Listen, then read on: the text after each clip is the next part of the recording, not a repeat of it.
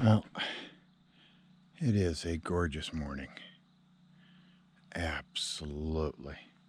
We slept awesome last night, watched a movie until about 10 o'clock, and then just crashed. Absolutely best night sleeping that I've had. There's our setup for breakfast this morning. Look at the sky.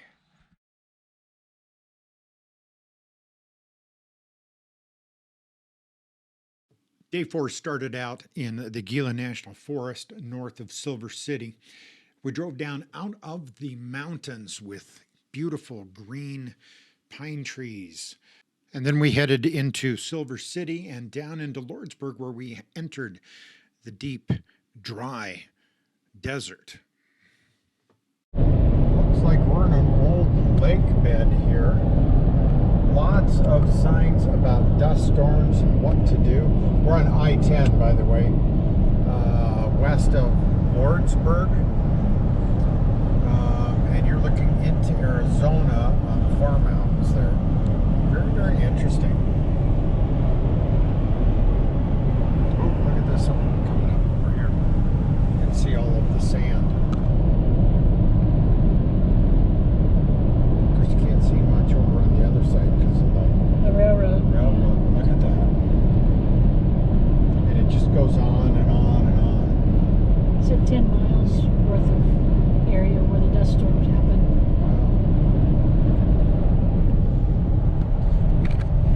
There's the signs. Yeah. In a dust storm. Pull off roadway. Turn vehicle off. Feet off the brakes. Stay buckled. There you go.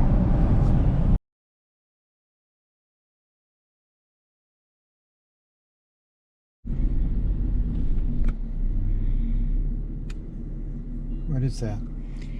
The mission Xavier? San Xavier del Bac in South Tucson.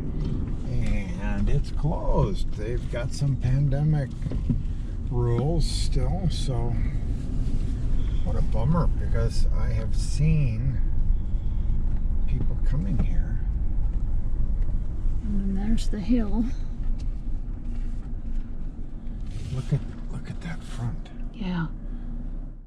With the mission being closed, we decided to head off to the northwest a little bit, Tucson Mountain Park, and find Old Tucson.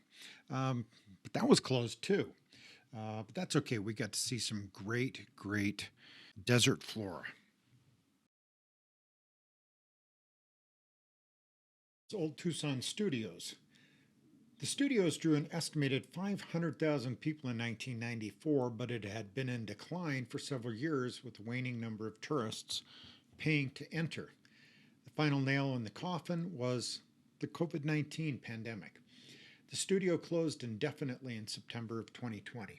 Pima County will take over responsibility for the theme park and will seek ideas from potential operators about what Old Tucson could be in the future.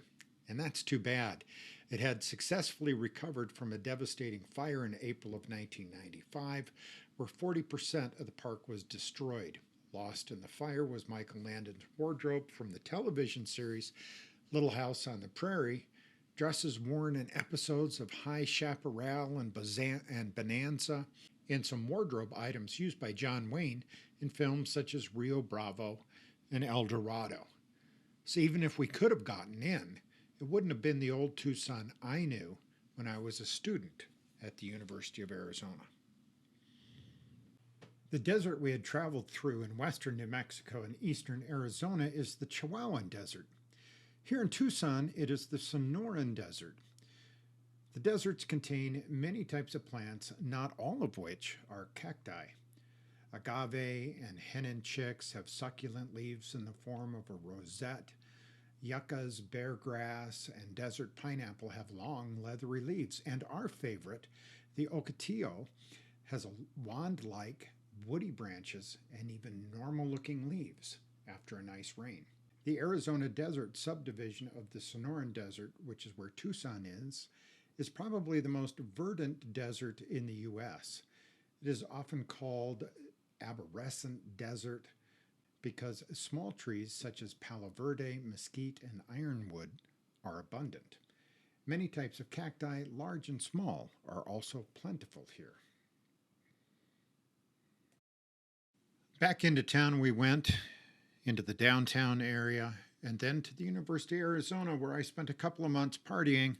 Yes, partying, not really going to school, but partying as a freshman in the fall of 1982. To this day, I still think that the University of Arizona is one of the more beautiful campuses in the country. Take a look at some of the pictures and see if you agree. Speaking of partying, I even found my old fraternity. Guess what doesn't exist anymore? Yeah, that fraternity got disbanded not long after I left. From there, we went up to Mount Lemmon. Mount Lemmon is a summer retreat approximately 30 degrees cooler than nearby Tucson, which is only about an hour away.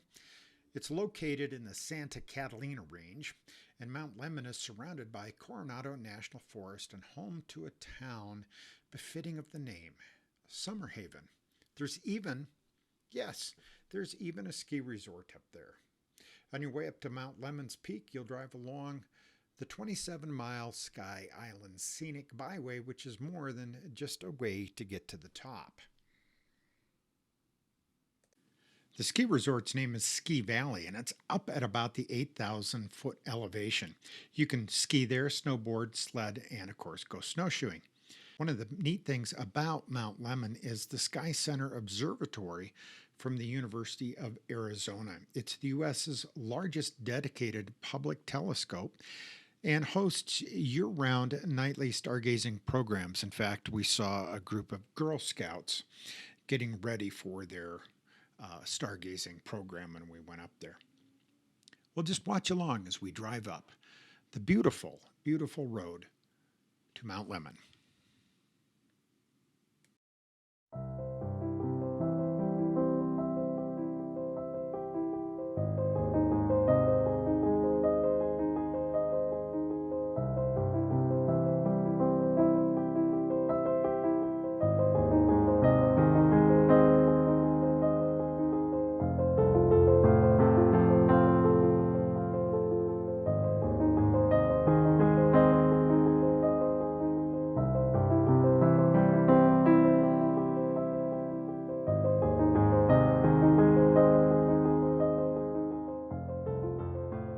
Here we are, all cold, in Tucson, Arizona, and Iria found her trees.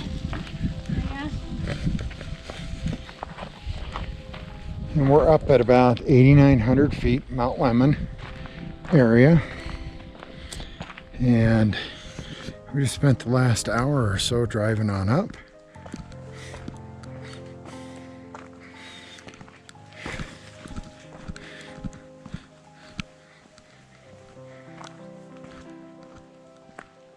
And this is the east end of Tucson.